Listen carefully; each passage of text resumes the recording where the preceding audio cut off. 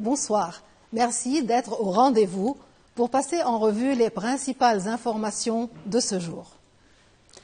Dans le cadre de l'affluence arabe vers le Liban, après de longues années d'absence, et dans la lignée de la visite du ministre des Affaires étrangères de l'Arabie saoudite, Faisal Ben Farhan, s'inscrit celle du ministre koweïtien des Affaires étrangères, Abdallah Al-Yahya, et du secrétaire général du Conseil de coopération du Golfe, Jassem Al-Bidiawi. Des Affaires étrangères, Abdallah Al-Yahya, a réitéré l'engagement de son pays à aider le Liban dans son entreprise de lancement de réformes, appelant à activer les comités mixtes libano-koweïtiens pour traiter les questions soulevées en fonction des besoins libanais. Il a affirmé avoir transmis un message de solidarité avec le Liban et un ferme soutien à sa souveraineté et son intégrité territoriale. Al-Yahya a insisté sur l'importance de la mise en œuvre des résolutions du Conseil de sécurité, y compris la résolution 1701, et l'accord de Taïf. Il a aussi souligné l'importance du rôle de l'armée et des forces de sécurité pour assurer la sécurité dans le pays. Le secrétaire général du Conseil de coopération du Golfe, Jassem Al-Bidiawi, a pour sa part exprimé son appréciation que les dirigeants politiques libanais sont déterminés à mener à bien les réformes nécessaires et les programmes recommandés au niveau international pour assurer la stabilité du pays. Il a qualifié la dynamique politique au Liban de positive, qui exige le soutien de tous. En contrepartie, le président de la République, Joseph Aoun, a souligné qu'après la formation du nouveau gouvernement, une communication sera établie avec les pays du Golfe pour jeter de nouvelles bases de coopération. Le président désigné Nawaf Salam a insisté sur l'importance d'œuvrer pour relever les défis internes auxquels le Liban est confronté et sur l'importance de rétablir les relations entre le Liban et le Golfe. Les espoirs attachés aussi à la visite du secrétaire général du Conseil de coopération du Golfe n'ont pas été déçus, puisque celui-ci a assuré les responsables libanais soutenir le Liban, sa souveraineté, la non-ingérence dans ses affaires et la préparation d'un programme d'assistance pour le Liban en coordination avec le gouvernement libanais.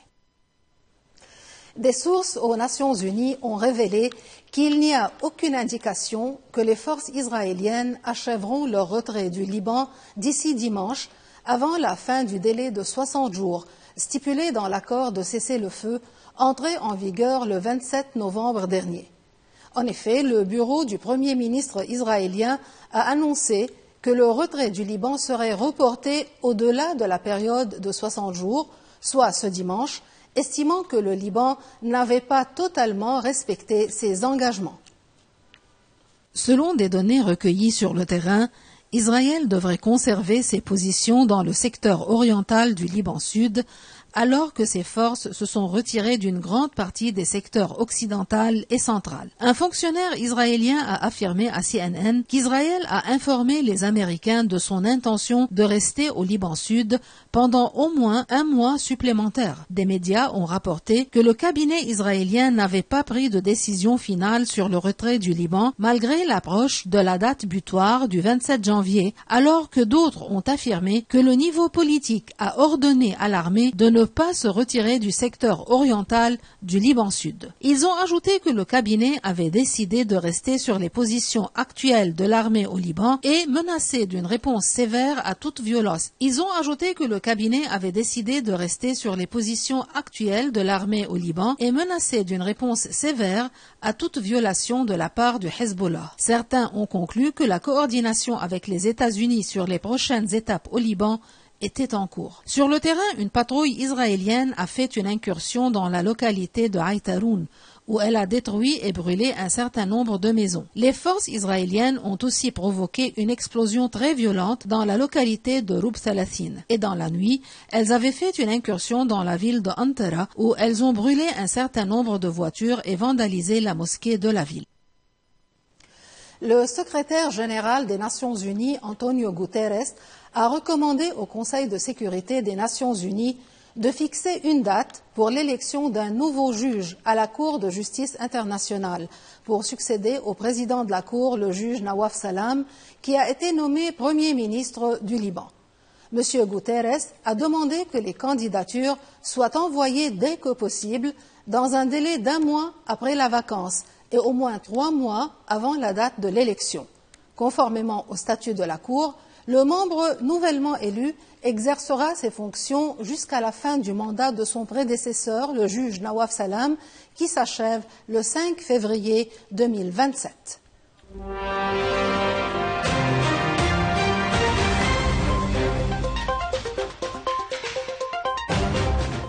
Le ministre des Affaires étrangères saoudien Faisal Ben Farhan, qui a visité le Liban après une longue absence de 15 ans, a entamé une visite officielle en Syrie. Ben Farhan a confirmé depuis Damas que Riyad est engagé dans des pourparlers visant à lever les sanctions contre la Syrie et nous recevons des signaux positifs à cet égard, a-t-il ajouté. Le chef de la diplomatie saoudienne a rencontré le dirigeant syrien Ahmed el-Shara, qui veut ouvrir une nouvelle page dans les relations avec le royaume, selon une source officielle syrienne.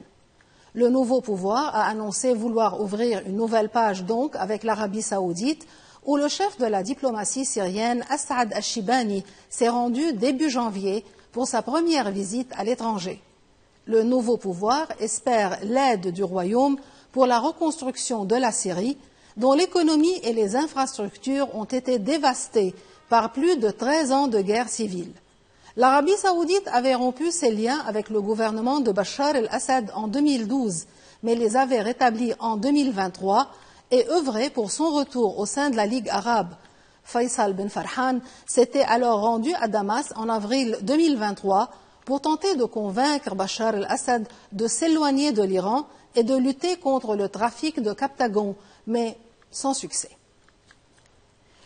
L'ONU a dénoncé les méthodes de guerre utilisées par Israël à l'encontre des Palestiniens et le recours illégal à la force létale à Jenin, en Cisjordanie. Les opérations israéliennes meurtrières de ces derniers jours suscitent de graves inquiétudes quant à un recours inutile à la force, a déclaré Thamin al-Khitan, porte-parole du Haut-Commissariat de l'ONU aux droits de l'homme à Genève. Depuis le début de la semaine, l'armée israélienne a lancé une opération d'envergure contre le camp de réfugiés de Jenin en Cisjordanie. Appuyés par des bulldozers, des avions et des véhicules militaires blindés, les soldats ont lancé cette opération baptisée Mur de fer 2 jours après le début d'une trêve dans la bande de Gaza entre Israël et le mouvement islamiste palestinien Hamas. Le Haut-Commissariat a confirmé qu'au moins 12 Palestiniens ont été tués et 40 blessés par les forces israéliennes depuis mardi, la plupart d'entre eux étant apparemment non armés.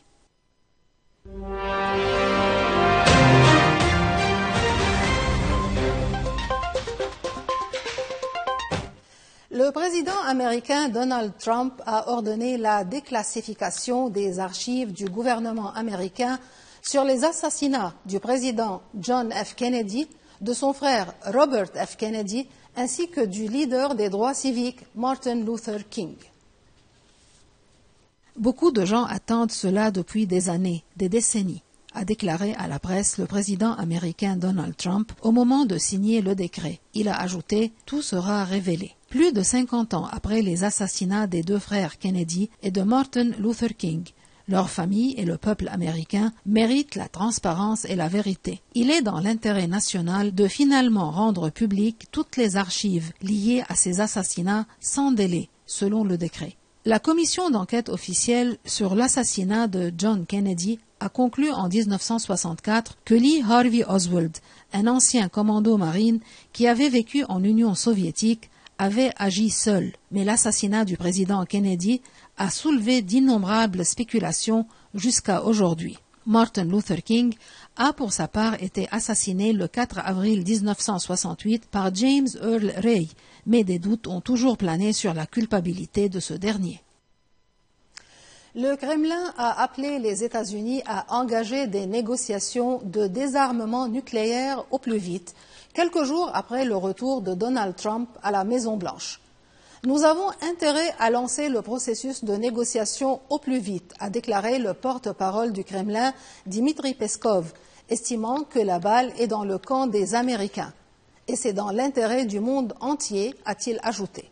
Selon Peskov, on ne peut pas toutefois mener des négociations sans tenir compte des potentiels nucléaires de la France ou du Royaume-Uni. Il ne cite pas pour autant l'arsenal de la Chine, alors que le président américain Trump juge que Pékin doit y participer. La Russie et les États-Unis s'étaient retirés en 2019 du traité sur les forces nucléaires à portée intermédiaire signé du temps de l'Union soviétique.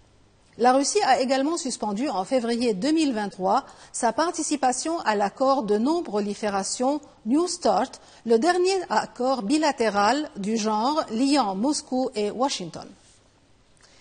Et maintenant, de retour à nos informations locales.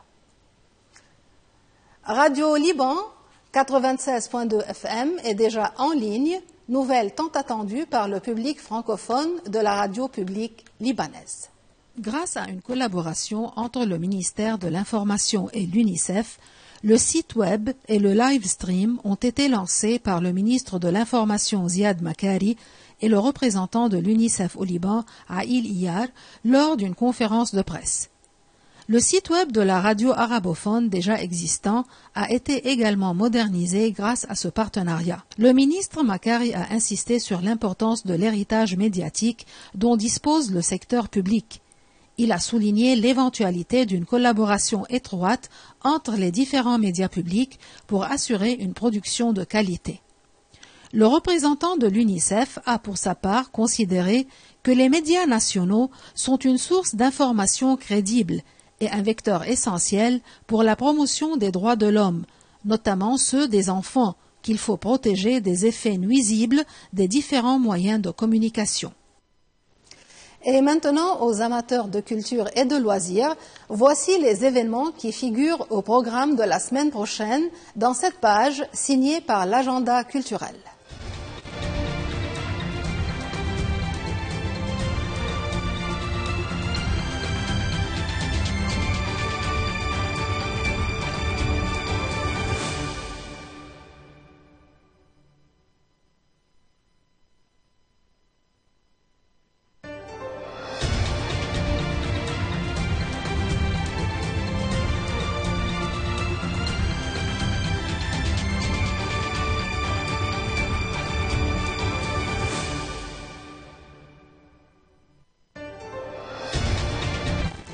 Et pour terminer sur une note finale différente, l'Arabie saoudite a demandé au compositeur oscarisé Hans Zimmer de travailler sur une nouvelle version de son hymne national.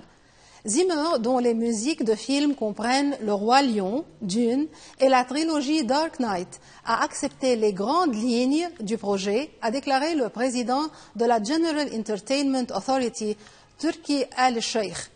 Zimmer a également discuté d'une comédie musicale d'inspiration saoudienne intitulée Arabia, d'un très grand concert et de la bande originale de la bataille de Yarmouk, un prochain film saoudien, a indiqué Al-Sheikh.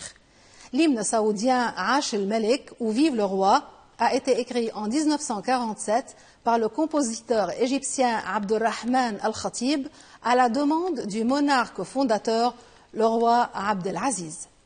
Sur ce, nous terminons ce journal. Merci pour votre attention. Bonsoir.